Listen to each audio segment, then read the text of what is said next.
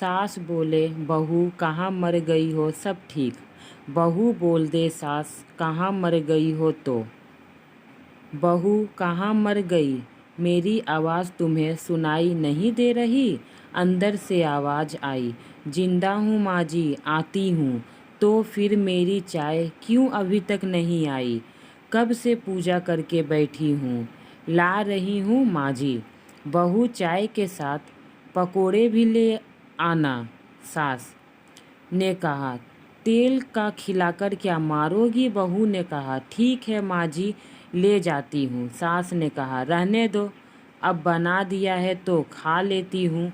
सास ने पकोड़े उठाई और कहा, कितनी गंदी पकोड़ी बनाई है तूने। बहू, माँ जी मुझे कपड़े धोने हैं, मैं जाती हूँ। बहू दरवाजे के पास छिपकर खड़ी हो गई। सास पकौड़ी को टूट टूट पड़ी और पूरी पकौड़ी ख़त्म कर दी। बहू मुस्कुराई और काम में लग गई।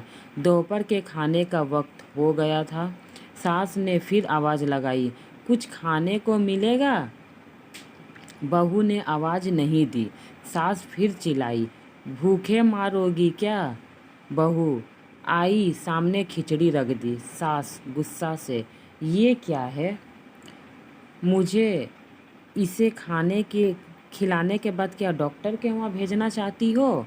बहू ने कहा, आपको डॉक्टर ने यही खाने को कहा है। सास मुंह बनाते हुए, हाँ तू मेरी माँ बन जा।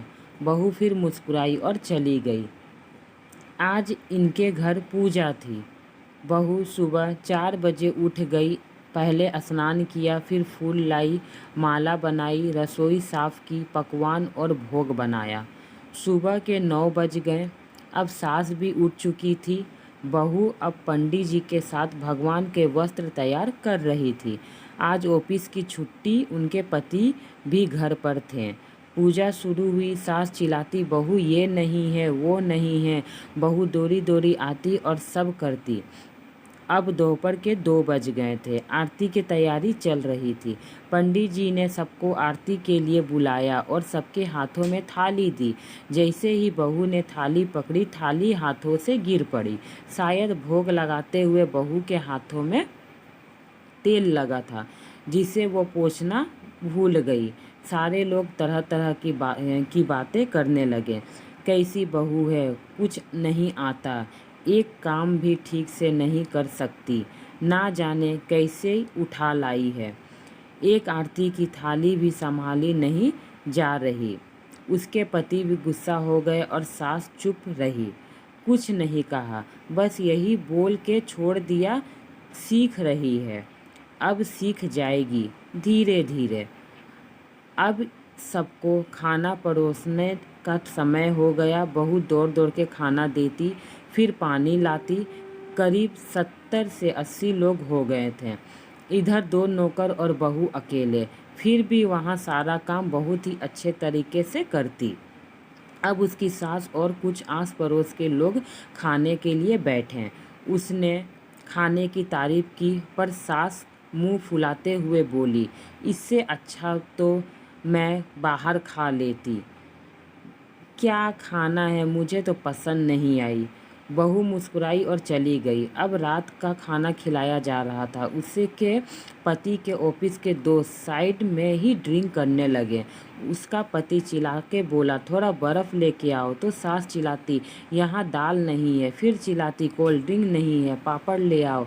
इधर उधर, आखिरी में उसके पति की शराब गिर पड़ी उसके एक दोस्त पर और बोतल टूट गई। पति गुस्से में 2 झापड़ अपने पत्नी को लगाते हुए कहता है, जाहिल कहीं की, देखकर नहीं कर सकती, तुझे इतना भी काम नहीं आता। सारे लोग देखने लगे। उसकी पत्नी रोते हुए कमरे की तरफ चली गई। फिर उसके दोस्तों ने कहा, क्या यार, पूरा मूड खराब कर दिया, यहाँ नहीं बुलाया होता, हम कहीं और पार्टी कर लेते। कैसी अनपढ़ गंवार बीवी ला रखा है तूने, उसे तो मेहमानों की इज्जत और काम करना तक नहीं आता, तुमने तो हमारी बेइज्जती करा दी। अब आस पड़ोस के औरतों को और बहाना मिल गया था। वह कहने लगी, देखो क्या कर दिया तुम्हारी बहू ने, कोई काम की नहीं है, मैं तो कहती हूँ अपने बेटे की दूसरी शादी करा दो, छुटकारा पाओ इस गंवार से।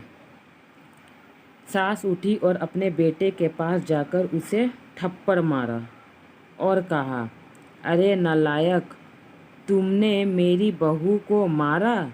तेरी हिम्मत कैसे हुई? तेरी टांग तोड़ दूंगी।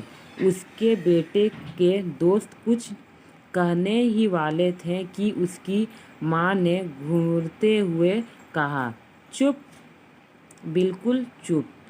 यहाँ दारू पीने आए हो, जबकि पता है आज हमारे घर में पूजा है और तुम्हें पार्टी करनी है।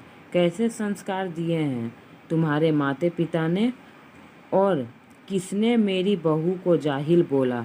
ज़रा इधर आओ मेरे सामने, चप्पल से मारूंगी अगर मेरी बहू को किसी ने एक शब्द भी कहा तो।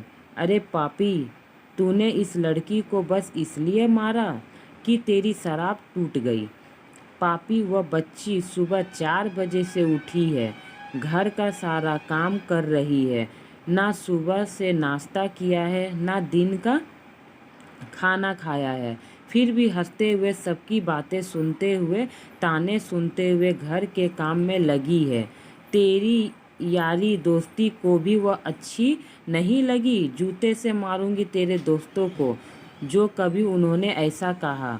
उसके यार दोस्त चुप से सिसक लिए। अब सास बहू के कमरे में गई और बहू का हाथ पकड़कर बाहर लाई। सबके सामने कहने लगी, किसने कहा था मेरी बहू को घर से निकाल के दूसरी बहू ले आना? जरा सामने आओ। कोई सामने नहीं आया। फिर सास ने कहा, तुम जानती भी हो क्या हो इस लड़की के बारे में? ये मेरी माँ भी है, बेटी भी है। माँ इसलिए मुझे गलत काम करने पर डांटती है और बेटी इसलिए कभी कभी मेरे दिल की भावनाएं समझ जाती है।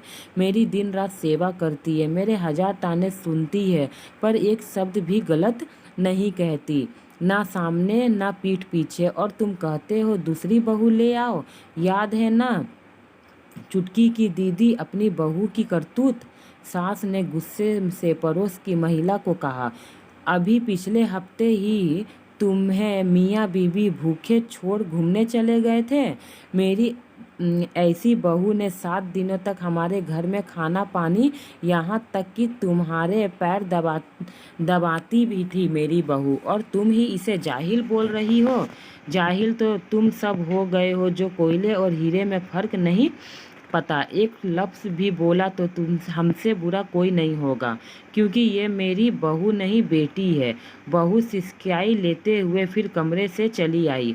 सास ने एक प्लेट उठाई और भोजन परोसा और बहू के कमरे में खुद ले गई। सास ने भोजन लाते देखा तो बहू ने कहा, अरे माँ जी, आप क्या कर रही हो? मैं खुद ले लेती। सास ने प्यार से ताना मारते हुए कहा, डर मत, इसमें जहर नहीं है, और खाना रखकर चली गई। फिर मजाक करते हुए कहा, बाहर आकर फिर मेरे पैर दबाने चली आना, और ये ख्याल मन में मत रखना कि सास पैर दबाने बोलती है। किसी दिन मैं इसका गला दबा दूंगी, क्योंकि कभी भी मैं भी यही सोचती थी। दोनों खूब हंसने लगे। कुछ रिश्ते बहुत मीठे होते, बस बातें कड़वी होती है। बस रिश्तों की में दोनों तरफ प्यार होना चाहिए। फ्रेंड, मेरी ये कहानी कैसी लगी? अच्छी लगी हो तो मेरी चैनल को सब्सक्राइब करें ताकि अच्छी अच्छी कहानी आप तक मिल सके।